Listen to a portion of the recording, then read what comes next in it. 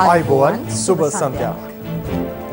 සියලු සමීක්ෂණ වාර්තා නැවත නැවතත් තහවුරු කළ ලංකාවේ අංක 1 ප්‍රවෘත්ති ප්‍රකාශය. පැත්තගෙන හිරු සවස 6:55 ප්‍රධාන ප්‍රවෘත්ති ප්‍රකාශය සමගින් මම ධනුෂ්ක සෙනවිරත්න.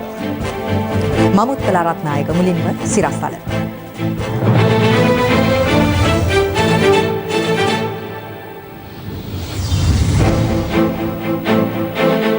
පොඩි ලැසි අධිකරණයේදී හඬා වැටෙයි. ලබන මස 9 දක්වා යළිත් රිමාන්ඩ්. පාස්කු ප්‍රහාරයදා බුද්ධ්‍යංශ නිලධාරීන් බෝම්බකරුවෙකු මුණ ගැසිලා. පූජිත්ගෙන් ආන්දෝලනාත්මක හෙළිදරව්වක්. ජනතා ගැටලු සොයා ජනපති ගමින් ගමට. පසුගිය රජයෙන් අධිකරණයට බලපෑම් නොකරන බව ඇමති අලි සබ්රි පාර්ලිමේන්තුවේදී කියයි. අධිකරණ අමාත්‍යංශය අධිකරණයේ තියෙන නඩුවලට සම්බන්ධ වෙන්නේ නැහැ. කාටවත් කෝල් දෙන්නේ නැහැ ගිය ආණ්ඩුවේ වගේ. මිනිස්සු තෝරගෙන උසාවි හදන්නෙත් නැහැ. 20ට එරෙහිව අදත් පෙත්සම් 6ක්. පෙත්සම් විභාගයට පංචපුද්ගල විනිසුරු මඩුල්ලක්. බාලවයස්කාර දැරියන් අපයෝජනය කළ ගුරුවරයෙක් රක්ෂිත බන්ධනාගාරයට. ජනපති ආරක්ෂක ලේකම් සහ බන්ධනාගාර නිලධාරීන් ඇතුළු පිරිසකට මරණ තර්ජන සිදු කිරීම සම්බන්ධයෙන් බෝස බන්ධනාගාරයේ රඳවා සිටින සංවිධානාත්මක අපරාධකරුවෙකු වන ජනිත් මදුශංක හෙවත් පොඩි ලැසි ලබන මාස 9 වෙනිදා දක්වා යලි රක්ෂිත බන්ධනාගාරගත කරන ලෙස ගාල්ල ප්‍රධාන මහේස්ත්‍රාත්වරයා අද නියෝග කළා. අදාළ නඩුව අද කැඳවූ අවස්ථාවේදී පොඩි ලැසි අධිකරණය හමුවේ ප්‍රකාශ කළේ තමන් එවැනි තර්ජනයක් සිදු නොකළ බවයි. දවසේ පුවත බෝස බන්ධනාගාරයේදී ජනාධිපතිවරයාට ආරක්ෂක ලේකම්වරයාට සහ බන්ධනාගාර නිලධාරීන්ට ප්‍රසිද්ධියේ මරණ තර්ජන එල්ල කිරීම සම්බන්ධව නීතිපති දෙපාර්තමේන්තුව අධිකරණයට කළ කරුණු දැක්වීමට අනුව අදාළ නඩු විභාගය අද පැවැත්වුණා. සැකකාර ජනිත් මදුශංක හෙවත් පොඩි ලැසි බෝස බන්ධනාගාරයේ සිට ගාල්ල මහේස්ත්‍රාත් අධිකරණය වෙත අද පෙරවරුවේ රැගෙන ආවා. ඒ පොලිස් විශේෂකාර්ය බලකායේ සහ බන්ධනාගාර නිලධාරීන්ගේ විශේෂ ආරක්ෂාවක් යටතේ.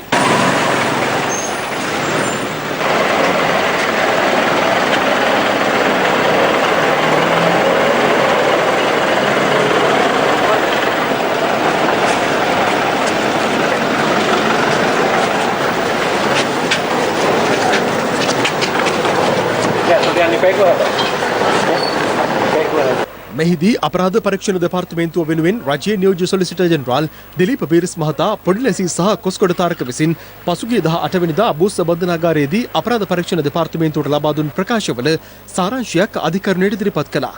ස්වාමිනී මෙම චෝදනාව සම්බන්ධයෙන් පොඩි ලැසිගෙන් ඉකුත් 18 වෙනිදා අපරාධ පරීක්ෂණ දෙපාර්තමේන්තුව ප්‍රකාශ සටහන් කරගත්තා. එහිදී ප්‍රබෝන්ට තර්ජනය කිරීම සම්බන්ධයෙන් චෝදනා එල්ල වී සිටින පොඩි ලැසි සහ කොස්ගොඩ තාරක යන දෙදෙනාම මෙම චෝදනාව ප්‍රතික්ෂේප කරන බවත් ඔවුන් එවැනි තර්ජනයක් සිදු නොකළ බවත් අපරාධ පරීක්ෂණ දෙපාර්තමේන්තුවට ප්‍රකාශ ලබා දෙමින් ප්‍රකාශ කර තිබෙනවා.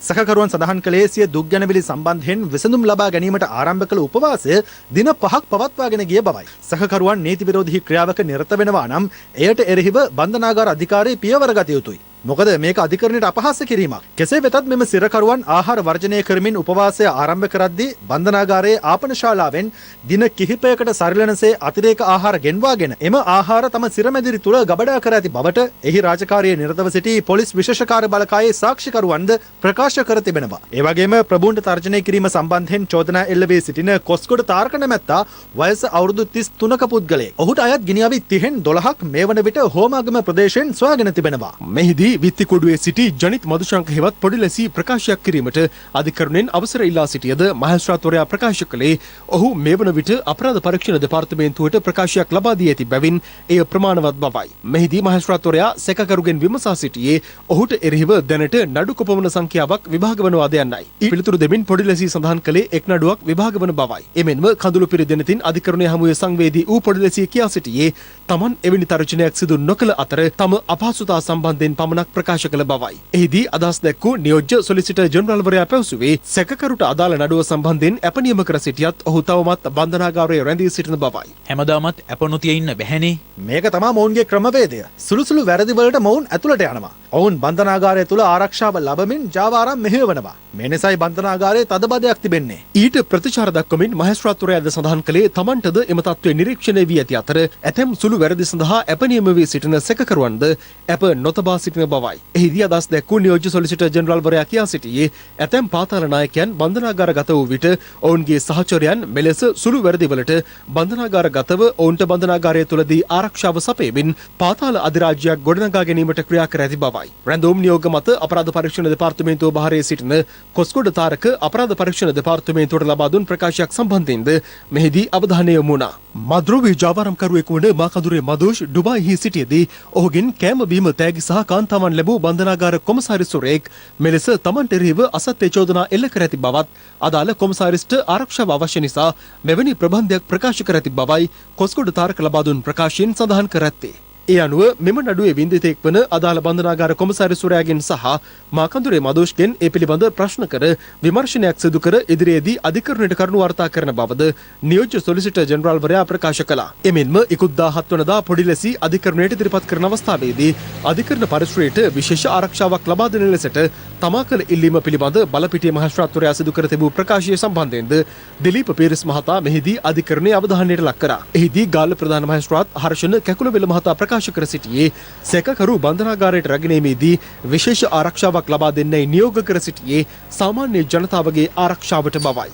ප්‍රභූවරුන්ට මරණ තර්ජන සිදු කිරීමේ මෙම චෝදනාවට අදාළව මෙම සැකකරුවන්ට දණ්ඩ නීති සංග්‍රහයේ 486 වැනි වගන්තිය යටතේ වසර 7ක සිරදනුවම් ලබා දිය හැකි. එමෙන්ම මේ දිනවල කොළඹ මහේස්ත්‍රාත් අධිකරණයේ හමුවේ විභාග වන නඩුවක් වන මද්ද්‍රව්‍ය ජාවාරම් කිරීම සම්බන්ධයෙන් චෝදනා එල්ල වී ඇති පොලිස් මද්ද්‍රව්‍ය නාශක කාර්යාංශයේ නිලධාරීන් සමග පොඩි ලෙසි සහ උදාර සම්පත් නැමැති ඔහුගේ ඥාති සොයුරා ගාල්ල සහ බලපිටිය ප්‍රදේශ ආශ්‍රිතව මද්ද්‍රව්‍ය බෙදා හැරීම සිදු කර ඇති බවට විමර්ශනවලදී අනාවරණ වෙලා තියෙනවා. මනුෂ්‍ය ඝාතනයකට චෝදනා එල්ල වී දැනට මෙරටින් පලා ගොස් සිටින උදාර සම්පත් නැමැත්තා විදේශයක සිට මෙරට තුළ මෙහෙයවන මද්ද්‍රව්‍ය ජාවාරමටද මොහු සහාය දීලා තියෙනවා.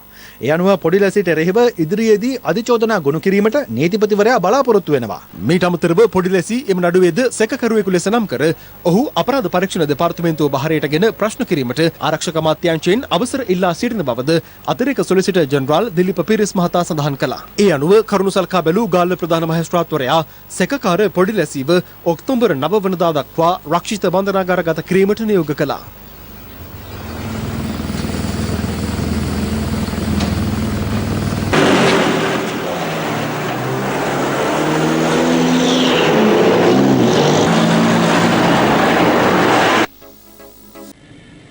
පාස්කු ප්‍රහාරය ගැන සෙවූ මලන්ගොඩ කමිටුවේ පරීක්ෂණද වෙනස් කොට කැමති රටක තානාපතිදුරයක් ලබා දෙන බව පොරොන්දු වෙමින් හිටපු ජනාධිපති මෛත්‍රීපාල සිරිසේන මහතා ප්‍රහාරය වළක්වා නොගැනීමේ වගකීම බහර ගන්නා ලෙස තමන්ට අවස්ථා ගණනාවකදී දැඩි බලපෑම් එල්ල කළ බව පූජිත් ජයසුන්දර මහතා හෙළි කළා.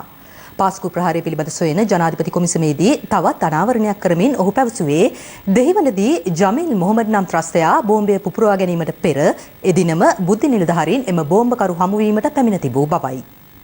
පාස්කු ප්‍රහාරය සම්බන්ධයෙන් විමර්ශනය කරන ජනාධිපති කොමිසම හමුවේ හිටපු පොලිස්පති පූජිත් ජයසුන්දර මහතා ඊයේ සාක්ෂිය ලබා දුන්නේ 3 වන දිනටයි. මෙහිදී ජනාධිපති කොමිසමේ සභාපති විනිසුරුවරයා ප්‍රහාරය පිළිබඳව බලධාරීන් දැනුවත් නොකිරීම සම්බන්ධයෙන් පූජිත් ජයසුන්දර මහතාගෙන් ප්‍රශ්න කළා. ඇයි ඔබ රාජ්‍ය ආරක්ෂක ඇමති රුවන් විජේවර්ධන දැනුවත් නොකළේ? දැනුවත් කරලා වැඩක් නැහැ ස්වාමීනි. ඔහු ක්‍රියාකාරී නැහැ. එතුමාට බාර දෙලා තිබුණෙත් පුහුණු කිරීම හා තවත් ආයතන දෙක තුනක් විතරයි. අනික තිබුණ දේශපාලන ආරවුල් එක මං කියන්න ගියෙත් නැහැ. ඇයි ඔබ කතෝලික පල්ලිය හෝ කාදිනල් හිමියන් ඒ ගැන දැනුවත් නොකළේ? කාදිනල් හිමියන්ව දැනුවත් කරන්න තරම් මේ තොරතුර ස්ථිර තත්වයක තිබුණ නැහැ ස්වාමීනි. ස්ථිරව තිබුණා නම් කාදිනල් හිමිව දැනුවත් කරනවද? එහෙමනම් කියනවා ස්වාමීනි. එහෙනම් ඇයි අප්‍රේල් 20 තොරතුරක් ලැබුණම හෙට ගහනවා කියලා ඒ වෙලාවේ කාදිනල් හිමියන් දැනුවත් නොකළේ? මට හවස 5ට විතර නිලන්ත ජයවර්ධන මහත්තයා දුරකථනයෙන් කිව්වේ මේ ගැන. ඒක විනාඩි 2යි තප්පර 13ක ඇමතුමක්. කලින් ආපු තොරතුර ගැන වැඩිදුර තොරතුරක් ලැබුණා කිව්වා. මං ඇහුවා ෆොරින් ඉන්ටෙලිජන්ස් එකද කියලා. ඔව් ඒකින්ම තමයි කියලා නිලන්ත කිව්වා. මං ඇහුවා ඔයගොල්ලෝ තොරතුරක් හොයාගත්තේ නැද්ද කියලා. මුකුත් නැහැස කියලා කිව්වා. ඉතින් ස්වාමීනි මේ දැනුම් දීම අනුව රාජ්‍ය බෝධි සේවය කළේ අනුන්ගේ තොරතුරක් පාස් කරපු එක විතරයි. තමුන්ගේ කියලා තොරතුරක් එයාලා හොයාගත්තේ නැහැ. ඊට පස්සේ ස්වාමීනි මම නිරන්තරට කිව්වා තොරතුරු ලැබුණු විදියට නන්දන මුණසිංහටත් කියන්න කියලා. ඊට නොබෝ වේලාවකට පස්සේ හේමසිරි ප්‍රනාන්දු ලේකම්තුමා කතා කරලා ඇහුවා පූජිත් නිලන්තගෙන් පණිවිඩයක් ලැබුණාද කියලා. මං කිව්වා ඔව් ලැබුණා. මම මේ ඒ කාරණේ ඉන්නේ කියලා. එදා එහෙම වුණාට ඊට පස්සේ ස්වාමීනි මේ සිද්ධියෙන් පස්සේ මං කට උතරයක් දෙන්න ගිය වෙලාවේ මේ තොරතුර ගැන අනිත් අය කතා කරපු හැම දුරකථන වාර්තාවක්ම එතන තිබුණත් මන් නිලධාරීන්ට මේ ගැන කියන්න ගත්ත එක ඇමතුමකවත් දුරකථන වාර්තා එතන තිබුණේ නැහැ. ඒ වගේට ටෙලිකොම් ආයතනයේ හිටියේ මෛත්‍රීපාල සිරිසේන මහත්තයාගේ එක කුස උපන් සහෝදරයා කෝල් ගත්ත ගමන් ටක් ගාලා සත්‍යයක් එනවා. ඒ ට්‍රැක් කරනවා. තව කාරණයක්. ඒ දවස්වල මගේ නිල නිවස ඉස්සරහා පාරේ සක්මන් කරන්න රාජ්‍ය බුද්ධි සේවයේ ඔත්තුකාරයෝ දාලා තිබ්බා. පොලිස්පතිව ආවේක්ෂණය කරන්න. ඕවා තමයි මට උනේ ස්වාමීනි. ඔබ කාටද මේවට ඇඟිල්ල දික් කරන්නේ? ඇඟිල්ල දික් කරන්නේ මෛත්‍රීපාල සිරිසේන මහත්තයාටයි ඒහා සම්බන්ධ දේශපාලන අධිකාරියටයි. මම මේ නිසා පොලිස්පති හැටියට පුදුමාකාර විදියට විඳවලා තියෙනවා. මං එහෙම විඳවන්න ඕන කෙනෙක් නෙවෙයි. අන්තිමේට මාවයි හේමසිරි ප්‍රනාන්දුවයි මේකට බිලි වුණ එකයි උනේ. ඇයි මෛත්‍රීපාල සිරිසේන මහත්මයා ඔබලට මෙහෙම කළේ කියලා හේතුවක් දන්නවද? මන් දන්නවනේ මට කියපුවා මේ අකාව අයින් කරන්න ඕනේ කියලාමයි කිව්වේ. පැජට් රෝඩ් එකේ නිලධාරීන් ඉස්සරහත් මට බැනලා තියෙනවා. ජයසුන්දර මහත්මයා හිටපු ජනාධිපතිතුමා ඔබතුමාලට කිව්වලු නේද මේකේ වගකීම බාරගෙන ඉවත් වුණොත් තානාපතිකමක් දෙනවා හිටන් කියලා. ඔව් ස්වාමීනි. අප්‍රේල් 23 වෙනිදා එතුමා ඇමතුමක් දීලා කිව්වා පූජිත් රෑ 8ට මාව හම්බෙන්න පැජට් එකට එන්න කියලා. මං රෑ ගිහින් විනාඩි 20ක් විතර හිටියා. මොකද මට මතක විදියට තිලංග සුමතිපාල මහින්ද අමරවීර සහ ලසන්ත අලගේවන മന്ത്രിතුමන්ලා එක්ක කතාවක හිටියේ. ඒකෙන් පස්සේ මට එන්න කිව්වා ඇතුළට. මට එතුමා කිව්වා පූජිත් මං එන්න කිව්වේ විශේෂ කාරණයක් කියන්න. දැන් මේ වෙච්ච සිද්ධියෙන් වගකීම මට ගන්න බෑ. මට මේක පූජිත් කිව්වෙත් නෑ, හේමසිරි කිව්වෙත් නෑ. ඉතින් මට මේකේ වගකීම ගන්න බෑ. මං ඉතින් බලන් හිටියා ස්වාමීන් එතුමා දිහා. මෙන්න එතකොට කිව්වා පූජිත් ඔයා මේකේ වගකීම ගන්න ඕනේ. මං අද උදේත් ආරක්ෂක කවුන්සිලේදී ඇහුවනේ. ඔබ වචනයක් කිව්වද? ඔහොමයි කතා කළේ ස්වාමීනි මට. මං එතකොටත් පොලිස්පති නිසා මටවත් විනයක් තියෙන්න ඕනේ කියලා හිතලා සද්ද නැතුව හිටියා බලාගෙන. ඊට පස්සේ කිව්වා දැන් විජිත් මලල්ගොඩ කමිටුව රැස් වෙනවා මං පත් කළාට පස්සේ. ඒකෙන් ඔබ වරදකරු කරනවාමයි. හැබැයි මේකේ වගකීම බාර අරන් ඉවත් වෙනවා නම් කොහේ හරි කමක් නැහැ කැමති රටක තානාපතිකමක් දෙන්නම් යන්න. ඉන්ක්වයරි වෙනස් කරවන්නම් මම. කියලා ස්වාමීනි 3 වතාවක් මට කිව්වා. මං 3 වෙනි වතාවේ කිව්වා සර් මං ඕක කළොත් මං සමස්ත පොලිසියම පාවලා දුන්නා වෙනවා. අනික සර් නිලධාරීන් මේ වෙනුවෙන් පියවර ගත්තනේ.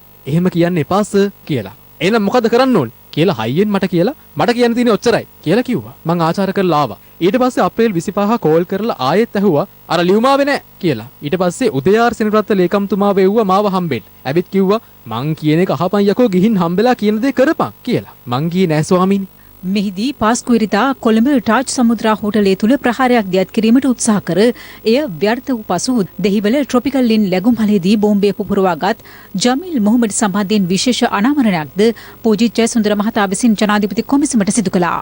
මට පසුව ආරංචි වුණ දෙයක් මං කියන්නම් දෙහිවල පිපිරීම කළ ජමීල් ගැන. ඔහු ටාජ් එකෙන් ට්‍රොපිකල් ලින් එකට ඇවිත් බෝම්බ තියලා දවල් 1:45ට විතර කෙනෙක්ව හමු වෙලා තිනවා ස්වාමීනි. ඒ හමු වෙලා තිබුණේ බුද්ධ්‍යංශීල නිලධාරියෙක්. මේ හමුවීම වෙලා තිබුණේ වෙන කොහේ හරි තැනක. එහෙම ජමීල් එක්ක සම්බන්ධකම් තිබුණා නම් සහරාන් ගැන බුද්ධ්‍යංශ දන්නේ නැති වෙන්න බෑනේ ස්වාමීනි. සුදුසු පුද්ගලයන් ගෙනල්ලා හෙව්වොත් සහරාන්ලත් එක්ක තිබුණු සම්බන්ධතා එළියට එවි. තව සහරාන් කියලා තිබුණා හිස්බුල්ලට එහෙම විදේශ මුදල් ලැබෙන එක ගැන ප්‍රශ්නයක් නැහැ කියලා. සහරාන්ලව නැගෙනහිරදී අත්අඩංගුවට ගන්න බැරි වුණේ දේශපාලනය නිසා. ඇයි අර තව නැගෙනහිර විශ්වවිද්‍යාලවලට අනුමැතිය හම්බුනේවා? ඒ අයට ආණ්ඩුකාර දීපු ඒවා. එහෙමත් උනානේ ස්වාමීනි. අපරාධ පරීක්ෂණ දෙපාර්තමේන්තුවට තව විශාල පරීක්ෂණ ප්‍රමාණයක් තියෙනවා ස්වාමීනි මේක ගැන කරන්න. මාවයි හේමසිරිවයි මේ අය මිනිමෙරුන් චෝදනාවක් යටතේ ගත්තා කිසිම හොයා බැලීමක් කරන්නේ නැතුව. ඒකයි උනේ. අනතුරුව පූජිත් ජයසුන්දර මහතාගෙන් සාක්ෂි විමසීම ලබන 28 වනදා තෙක් කල් තිබුණා. ඉන් පසුව ජනාධිපති කොමිසම හමුවේ සාක්ෂි ලබා දුන්නේ ප්‍රහාරය එල්ලූ අවස්ථාවේ රාජ්‍ය ආරක්ෂක අමාත්‍ය දුරේ දරූ රුවන් විජේවර්ධන මහතායි. ඔබ ආරක්ෂක කවුන්සලයට සහභාගී නොවීමට හේතුව කුමක්ද? 2018 ඔක්තෝබර් මාස 26 වන දිනෙන් පසු ඒ සඳහා සහභාගී වන ලෙස මට කිසිදු ආරාධනයක් ආවේ නැහැ. මම ඒ පිළිබඳ හේතු විමසූ අවස්ථාවකදී ඔබතුමා සම්බන්ධ කර ගැනීමට ජනාධිපතිතුමාගේ අනුමැතිය ලැබෙනකන් ඉන්නේ කියලා එවකට ආරක්ෂක ලේකම්ව සිටි හේමසිරි ප්‍රනාන්දු මට කිව්වා. ජනාධිපතිවරයා විදේශගත වූ අවස්ථාවකදී වැඩබලන ආරක්ෂක අමාත්‍යවරයා ලෙස ඔබ පත් කරලාද එතුමා ගියේ? පාස්කු ප්‍රහාරයට පෙර එකවරක් විතරයි එතුමන් විදේශගත වන විට මා වැඩබලන ආරක්ෂක අමාත්‍යවරයා ලෙස පත් කර තිබුණේ. අනිත් අවස්ථා දෙක තුනම මා වැඩබලන ආරක්ෂක අමාත්‍යවරයා ලෙස පත් කළේ පාස්කු ප්‍රහාරයට පස්සේ. ඒ පත් කරපු අවස්ථාවලත් විදේශගත වෙන්න කලින් කියලා ගියේ නැහැ. විදේශගත වෙලා දවසකින් දෙකකින් තමයි ෆැක්ස් මාර්ගෙන් දැනුම් දෙන්නේ මං වැඩබලිය යුතුයි කියලා. පත්වීමට අදාළ අක්තපත්‍රය ලැබෙද්දී එතුමා නැවත ලංකාවට ඇවිල්ලත් ඉවරයි. හිටපු අග්‍රාමාත්‍ය රනිල් වික්‍රමසිංහ මහතා ජාතික ආරක්ෂක කවුන්සලයට සහභාගී වූ බොහෝ අවස්ථාවලදී ඔහු අතරමැද පිට වී ගියා කියලා සාක්ෂිකරුවන් බොහෝ දෙනෙක් සඳහන් කර ඇතනම් ඔබ එය පිළිගන්නවාද? ඔව් ස්වාමීනි මම ඒ පිළිගන්නවා. අගමැතිතුමා බොහෝ අවස්ථාවලදී පිටව ගියා. ආරක්ෂක කටයුතු වලට මැදිහත් වෙන්න අගමැතිවරයාට බලයක් තිබුණේ නැහැ. ජනාධිපතිවරයා නැති අවස්ථාවක ත්‍රිවිධ හමුදාව කැඳවන්න අගමැතිවරයාට බලයක් තිබුණත් ජනාධිපතිවරයා Taman නැති අවස්ථාවක අගමැතිවරයා කැඳවීමක් කළහොත් ඔහු හමු වීමට නොයන ලෙස ත්‍රිවිධ හමුදාපතිවරුන් දැනුම්වත් කර තිබුණා. එවකට පැවති යහපාලන රජය රාජ්‍ය ආරක්ෂාවට මූලිකත්වය නොදුන්නේ යයි පැවසුවොත් එය පිළිගන්නවාද? එවැනි සාක්ෂි කොමිසමට ලැබී තිබෙන නිසා යහන්නේ. නෑ ස්වාමීනි, අපි කිසි විටක රාජ්‍ය ආරක්ෂාව අවතක්සේරු කළේ නැහැ. නමුත් ජනාධිපතිවරයා සහ අගමැතිවරයා අතර පැවති ගැටුම්කාරී තත්ත්වය ජාතික ආරක්ෂාවට බලපෑම් එල්ල කළා. ආරක්ෂාව බාරගත්තේ ජනාධිපතිවරයා. රාජ්‍ය ආරක්ෂක රාජ්‍ය ඇමතිවරයා කියන්නේ නිලතලයක් විතරයි. ත්‍රිවිධ හමුදාවක්වත් බුද්ධි අංශ සියල්ලක්ම මගේ යටතේ ආවේ නැහැ. ඉතින් මට කියන්නට බෑ මේ රටේ ආරක්ෂාව මගේ අතේ මම දෙවෙනි හැටියට හිටියා කියලා. තනතුරක් විතරයි තිබ්බේ. දැන් ජනාධිපතිතුමා ප්‍රහාරය සිදුවන අවස්ථාවේ විදේශගතව හිටියේ. ඔබතුමාට බලය පැවරලා තිබුණේ නැහැ. නෑ බලය පැවරලා තිබෙන්නේ නැහැ. මම වැඩ බලන ආරක්ෂක ඇමතිවරයා හැටියට මම පත් කරලා තිබෙන්නේ නැහැ. කාටවත් පවරලා තිබෙන්නේ නැහැ. ඒක ඔබතුමාට චෝදනා කරන ජනාධිපතිතුමාට. එතුමාගේ අතේ තමයි සියල්ලක්ම තිබ්බේ. ජාතික ආරක්ෂාව තිබ්බේ එතුමාගේ අතේ. ඒ කියන්නේ එතුමා තමයි පාස්කු ප්‍රහාරයේ වගේ යුද්ධා. ආරක්ෂක ඇමතිවරයා හැටියට එතුමාත් වගකීමක් ගන්නට ඕනේ. එතුමාට තමයි අන්තිමට එතනට එන්න ඕනේ. ඔව්. බණ්ඩාරනායක දර්ශනය අනුව රට පාලනය කිරීමේ අරමුණින් 2015 වර්ෂයේදී ජනාධිපති ධුරයට පත්වුවද තම ආණ්ඩුවේ දක්ෂිණාංශ දේශපාලන බලවේග තමන්ට බාධා කළ බව ශ්‍රී ලංකා නිදහස් පක්ෂයේ සභාපති හිටපු ජනාධිපති මෛත්‍රීපාල සිරිසේන මහතා පවසනවා. ඔහු මේ අදහස් පළ කළේ ශ්‍රී ලංකා නිදහස් පක්ෂයේ නිර්මාතෘ දිවංගත SWRD බණ්ඩාරනායක මහතාගේ 61 වන ගුණ සමරෝ නිමිත්තෙන් අද පැවති උත්සවයකට එක්වෙමින්. ශ්‍රී ලංකා නිදහස් පක්ෂයේ නිර්මාතෘ SWRD බණ්ඩාරනායක මහතාගේ ගුණ සමරුව නිමිත්තෙන් බණ්ඩාරනායක ප්‍රත්‍යාවලෝකනය නමින් සමරු උත්සවයක් පැවැත්වුණේ ඩාලිපාරේ පිහිටි නිදහස් පක්ෂ ප්‍රධාන කාර්යාලයේදී.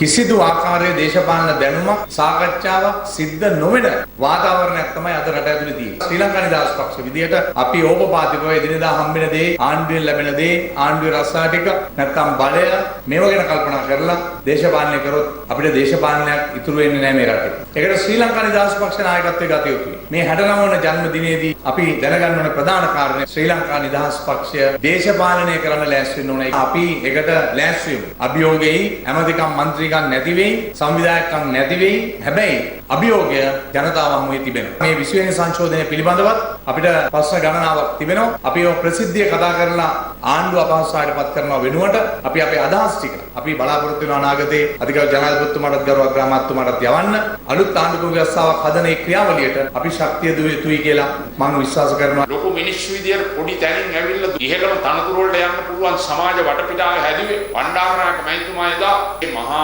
පරිවර්තනයක් අවුරුදු 3මාරක් කළා වගේම බණ්ඩාරනායක මහතුමාට එතුමාගේ ආණ්ඩුව තුලම දෙන්න තියෙන දශවද ඔක්කොම දුන්නා. අවසානයේ වෙඩි තියලා මරලා දැම්මා. බණ්ඩාරනායක මහතුමාගේ දර්ශනය මමත් පුළුවන් විදියට ශ්‍රී ලංකා නිදහස් පක්ෂයේ දර්ශනය අනුව රට පාලනය කරන්න තමයි 2015 ජනවාරියට මේ රටේ ජනාධිපතිවරයා. මගේ ආණ්ඩුවේ දක්ෂිණාංශික දේශපාලන බලවේග මාව වෙඩි තියලා මරලා නොදැම්මට මාව නොමරණයුවා. ඒ කාලය තුල මේ රටේ ඒ ගමන යන්නට ඒ අවුරුදු 5 ඒ අවශ්‍ය වෙනස්කම් කරන්න අපිට බාධාවන් වලින් තොර පුළුවන්කමක් තිබුණා නම් බොහෝ මේ රටේ වෙනස්කම් කරන්න පුළුවන්කම තිබුණා. නමුත් ඒ වාට ඉඩකඩ ලැබුණේ නැහැ. අපි පක්ෂයේ පූර්ණ ප්‍රතිසංවිධානයකට ලක් කිරීමේ වැඩපිළිවෙල දැන් ආරම්භ කළා. ඒ නිසා ශ්‍රී ලංකා නිදහස් පක්ෂය පිළිබඳව මොන විදියට අවලාද නැතුවත් පක්ෂයටත් පුරුයි අපිටත් පුරුයි. ඒ මොනවා කිව්වත් ඉතා පැහැදිලිව ශ්‍රී ලංකා නිදහස් පක්ෂයට පැහැදිලි ලෙසම අනාගතයක් තිබෙනවායි කියන එක අමතක කරන්න. ඒ සඳහා ඔබ අපි සියලු දෙනා සහෝදරත්වයෙන් එකට එකතු වෙලා වැඩ කරමු.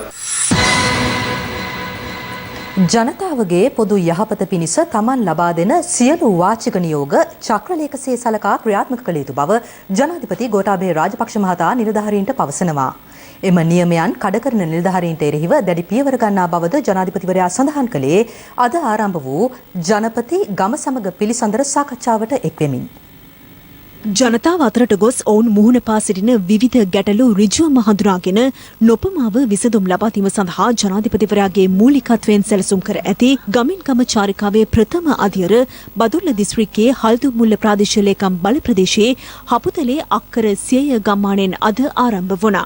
ජනතාව පීඩාවට පත්ව ඇති ප්‍රශ්න පිළිබඳ නිවැරදි අවබෝධයක් ලබා ගනිමින් සහන සැලසීම මෙම වැඩසටහනේ මූලික පරමාර්ථයයි. ඒ අනුව ජනාධිපති ගෝඨාභය රාජපක්ෂ මහතා අද පෙරවරුවේ හපුතලේ අක්කර 100 ගම්මානයේ වැසියන් මුණ ගැසී ඔවුන් මුහුණ දෙන ගැටලු පිළිබඳ සොයා බැලුවා. ඇතැම් ගැටලු වලට එම අවස්ථාවේදීම විසඳුම් ලබා දීමත් මෙහිදී සිදු වුණා. දැන් අක්කර 100ට එනකම් බස් එකක් එන්න පුළුවන්. ඒක ඔසතර. අක්කර 100 ඉඳලා මෙතෙන්ට එන්න දෙයක් නැහැ.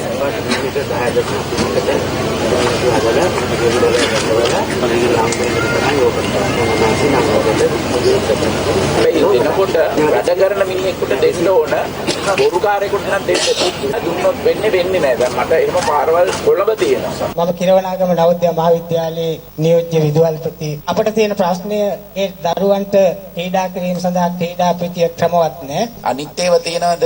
ගොඩනැගිලි තියෙනවා. ගුරුවරු ඉන්නවද? 29කට ගුරුවරු නැහැ. ඒකනේ මුලින්ම ගේන්න ඕන ප්‍රශ්නේ. ගුරුවරු නැත්නම් ක්‍රීඩාංගනේ තිබිලා වැඩක් තියෙනවා. මේ ගමේ ගම්මිරිස තියෙන කවුද? දැන් මේ වතු ටිකක් නේ සුද්ධ පුද්ධ කරන්නේ නැත්නම් මේ ගම්මිරිස් මිල ටිකක් අඩුවද? මිල අඩුනේ අර ප්‍රතිඅපනයනය කරපු හන්දනේ. දැන් අපි මේ ප්‍රතිඅපනයනය කරනවත්තලා තියෙනවා. ව්‍යාපාරිකයන්ට කියලා තියෙනවා මේ ගම්මිරිස් එකතු කරලා ඒවා වේලලා ඒවා සුද්ධ කරලා අගය එකතු කරේම අපිට මේ මිල තව වැඩි කරගන්නට පුළුවන්. කිසිසේත්ම මේ වගාව අතාරින්න එපා. පාරවලට ගොඩක් දුරට කොන්ක්‍රීට් නේ දාන්නේ. පුළුවන් නම් මේ අපිට තාරහාරි කාපට් එක හරි දාදෙනවා නම් ලොකුම දෙයක්. කාපට් කරන්න.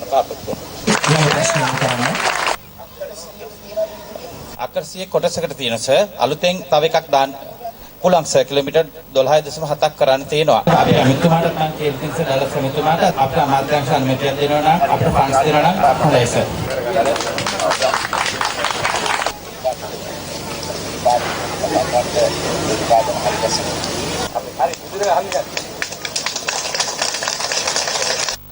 केवल බණ්ඩාර වෙලස 2018 සාමාන්‍ය පෙළ විභාගය ලිව්වා මට ඒ ස්කූලයක් ලැබුණේ නැහැ ඊට පස්සේ තමයි මධ්‍යම පළාතේ නාවලපිටිය කදිරේෂන් සෙන්ට්‍රල් කොලෙජ් එකට මට ඇඩ්මිෂන් එක දුන්නා please admit me any school in my residence in Hatton please sir අපි ගල්කන්ද නිකපතේ පවුල් 16ක් මැටි කර්මාන්තය කරනවා. ඒ වැල්ලවහින් තමයි අපි මැටි ගණන්ලා කර්මාන්තය කරන්නේ. ඒ මැටි ගේන්න බලපත්‍රය තමයි අපිට ලොකුම ප්‍රශ්නයක් වෙලා තියෙන්නේ. හම්බෙලා තියෙනද බලපත්‍රයක්? නෑ මහත්තයා. ඒක තමයි ප්‍රශ්න. මේ හුඟක් අය හැම එකකින්ම බලපත්‍ර ගන්න. නමුත් මේ වගේ පොඩි කණ්ඩායමකට එහෙම කරන්න බෑ. මේවා සරල කරලා ඔයගොල්ලෝ දෙන්න. දවස් 14ක් ඇතුළත ඒ හැම කෙනෙක්ම අනුමැතිය දෙන්න ඕනේ. දවස් 14ක් ඇතුළත දුන්න නැත්නම් ඒක දුන්නාසේ සලකලා ඔයා දෙන්න ඒගොල්ලන්ට අනුමැතිය. ඒක තමයි අපිට කියන්නේ චක්‍රලේඛයක් එනවා නම් එහෙම කරන්න බැරි තමයි. ජනාධිපතිවරයා කිව්වන් පස්සේ ඒක තමයි චක්‍රලේඛනේ.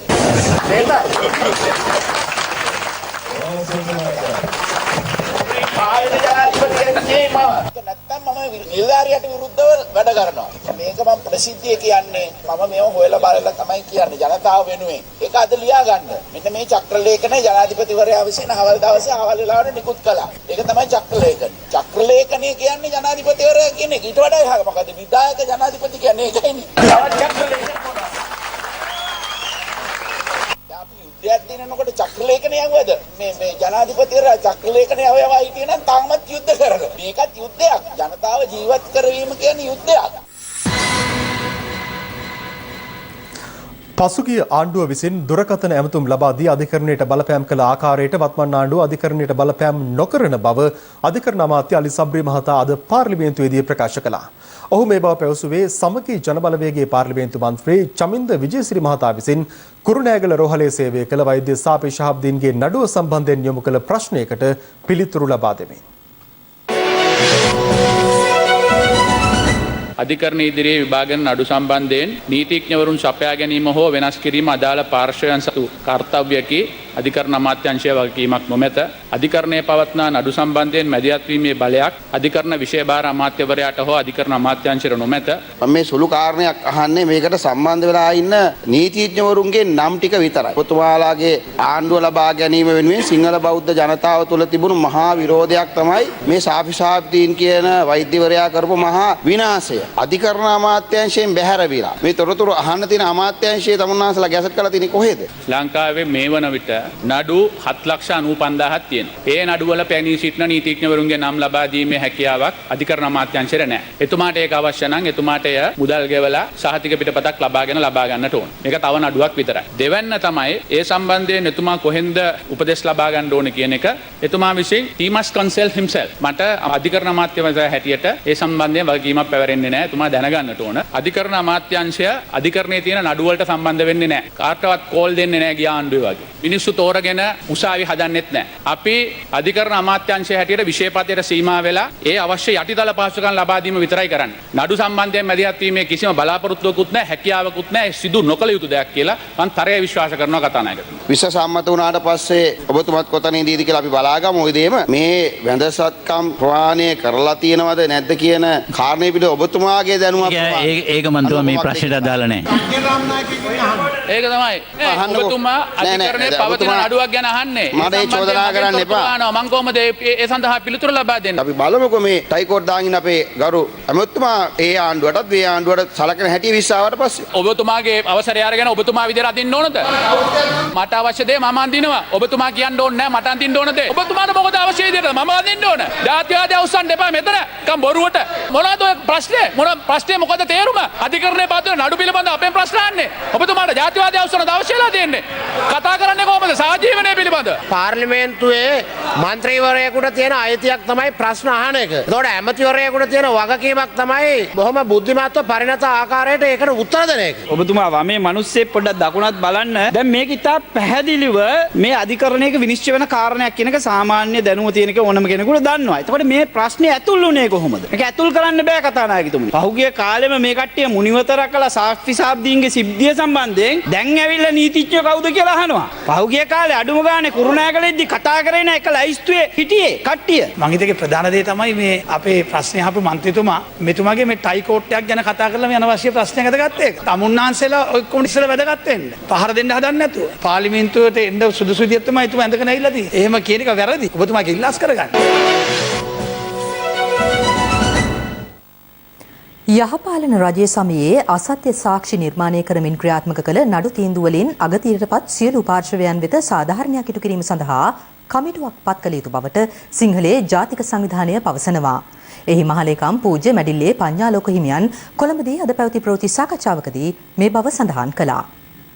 මේ ආණ්ඩුවේ නැවතවතාවක් කිලනවා නීතිය නමමින් නීතිය වෙනස් කරමින් කටයුතු කිරීම සම්බන්ධව යම් කොමිසමක් හරි කමිටුවක් හරි පත් කළ යුතුයි කියලා. ඒකට හේතුව තමයි මේ කියන යහපාලන නඩේ එකතු වෙලා නීතිය වෙනස් කරලා සාක්ෂි වෙනස් කරලා නඩු තීන්දුව වෙනස් කරලා ඒ ගත්ත තීන්දුව තීරණ නිසා මේ වෙන විට අගතියටපත් වෙච්ච පිරිස් ඉන්නවා. ඒ අය වෙනුවෙන් සිද්ධ වෙන සාධාරණය කුමක්ද කියලා කවුරුත් බලාගෙන ඉන්නවා. ඊටාම පැහැදිලි මේ නඩු තීන්දුව වෙනස් කිරීම වෙනුවෙන් හරිම හිරිකිත විදිහට රංජන් රාමනායක හිටපු අමාත්‍යවරයාත් එකතු වෙලා ශානි අබේසේකර නිශාන්ත කන්දප්ප වැනි චරිත ෆයිල් පිටින් බී වාර්තා දෙනවා උසාවියට ඉදිරිපත් කරන්න කලින් සංවිධානාත්මකව කුමන්ත්‍රණ දියත් කරමින් මිනිස්සුන්ගේ ජීවිත විනාශ කරන්න මිනිස්සුන්ට මරණ දඬුවම් දෙන්න කටයුතු කරා නම් ඒ වෙනුවෙන් ඇයි සාධාරණ ඉෂ්ට කරන්න බැරි? ඒ නිසා අපි විශ්වාස කරනවා ජනාධිපතිවරයා අගමැතිවරයා ඒ අයගේ අවධානය යොමු වෙලා ශානි අබේසේකර ඇතුළු මේ පිරිස එකතු වෙලා සිද්ධ කරපු මේ අගතීන්ට විරුද්ධව යම් සාධාරණයක් මිනිස්සුන්ට ඉෂ්ට විය යුතුයි. ශානි අබේසේකර තමයි සාපි නිදොස් කොට නිදහස් කරන්න අවශ්‍ය කරන ලේඛන හැදුවේ. සාපි පිළිබඳව අහන ජවින්ද විජේසිරිලට අමතකයි ශානි අබේසේකරලා පහුගිය කාලේදී සාපි සහද්දීන්ට